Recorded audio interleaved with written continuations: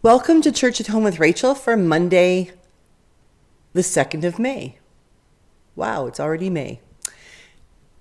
I'm sitting here on the chancel step at St. Mary's Anglican Church in Edgerton and just thinking about another time when I sat on the chancel steps.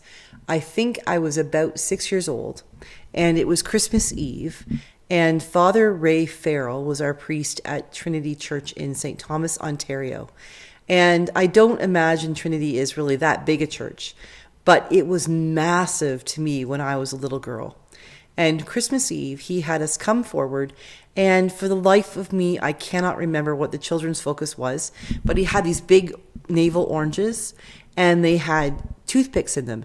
And on the toothpicks, there were like different colored jujubes, those candies, and some cloves and things like this. And I can't remember what this story was. And every year at Christmas Eve, I always wish I could remember. So if I ever had any kids show up for Christmas Eve, I could do that children's focus. So if anybody knows what that children's focus might be, please feel free to tell me, because it's really been bothering me for, well, the whole time I've been ordained, for 23 years almost.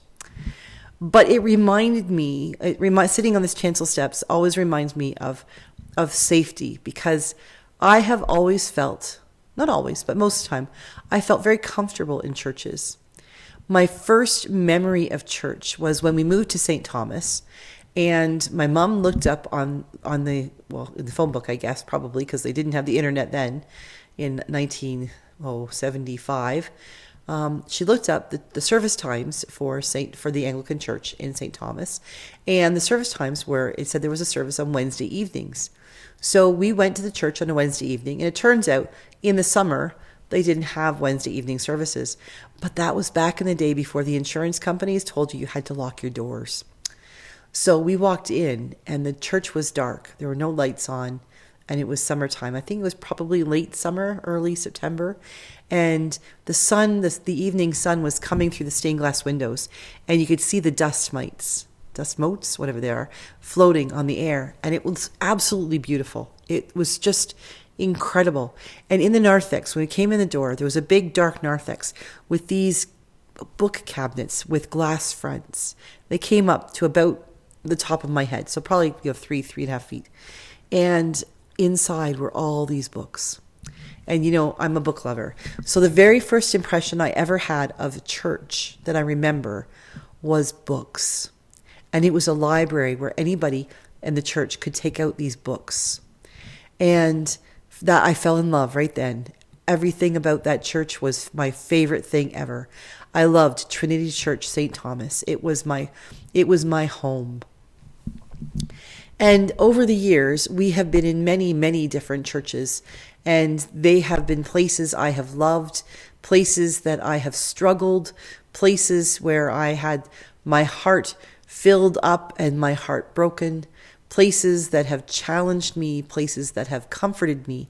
And almost always when I sit on a chancel step, whether as a priest or a parishioner or just needing a place to sit down and think for a little while, there's something beautiful about sitting there in front of the altar, in front of the pews, realizing that you're surrounded by a cloud of witnesses.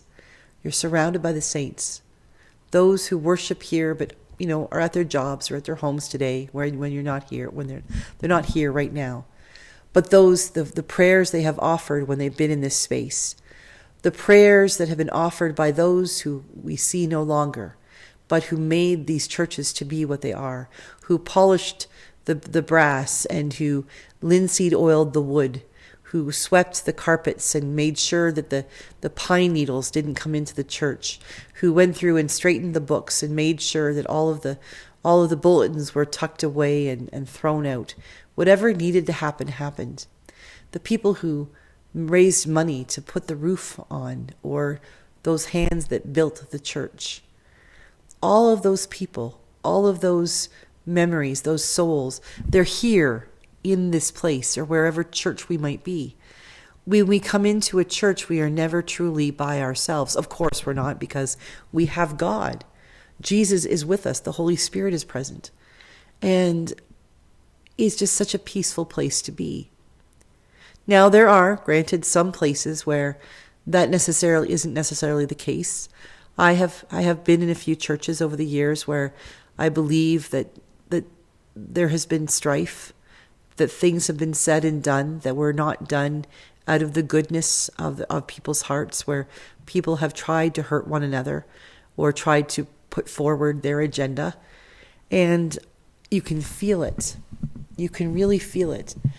I have this theory about the architecture of churches. And I'm not even sure it's the architecture that I mean. I think what I'm saying is it's like the walls absorb the souls who have been here. Not the souls themselves, but they absorb the emotions and what's happened in a place. It's like a home. Do you ever go into someone's home and immediately feel warm? Like good things have happened here. People have been loved here. Good, wonderful meals have been shared here. Or you go into a house or a home and it feels cold. It feels like something bad has happened. I'm not talking about ghosts. I really don't think I believe in ghosts. I haven't encountered any like I'm loath to say that something doesn't exist that I haven't personally experienced, because there's a lot out there that I haven't experienced that do exist. So, but I don't think it's ghosts. I think that the tenor of the relationships seeps into the places in which we spend time, like libraries. Libraries are filled not with just the people who come in there, but they are filled with the stories of the people in the books. They're filled with the energy of the people who wrote the books, who inspired the books. A library is a place of a million different stories. And I think the walls of libraries absorb that. And that's why I think it's such a shame when we go so all modern in our buildings, when we try to eliminate the softness, those parts of our buildings that help to sort of absorb the presence of things. I know I must sound absolutely lunatic, but I really do believe that places can take on the personalities of the people who inhabit them. And I think that's why it's so important that we be gentle, not just in churches, but in schools and in other places that we go, everywhere we go, that we recognize that what we put out into the world, if we put out love and hope and joy and peace, that is what will affect the world. That's what will infect the world and the buildings that we come into, the places that we inhabit.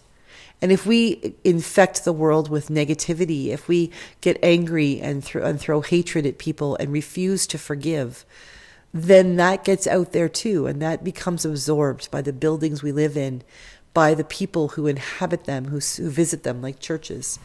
And that's not okay. That's not okay. We need to take responsibility for the spaces we inhabit, just as much as we take responsibility for the ways we treat other people. God created all of this. He may not have put together this church, St. Mary's. He may not have picked up the hammer to drive the nail, but he created everything that became the nail and the hammer and the wood and the shingles, the people who wielded them. We need to recognize that what we touch, where we live, we leave our imprint, just as God has left God's imprint on us and all of this. We need to choose to make places safe. We need to choose to make places sanctuaries, not just churches, but everywhere we go, so that the people who come after us will know that they are loved. They will know that God was here, that God did a good thing in this place, and that God did that good thing through us. I hope you have places like I do, the chancel step in churches. I hope that you have safe places where you can go and not only love and be peaceful and feel safe, but can feel the love that went before you, and places where you can share your love for future generations to feel as well. Have a great day, and God bless you, and enjoy this new month of May. I'll see you tomorrow for Church at Home with Rachel.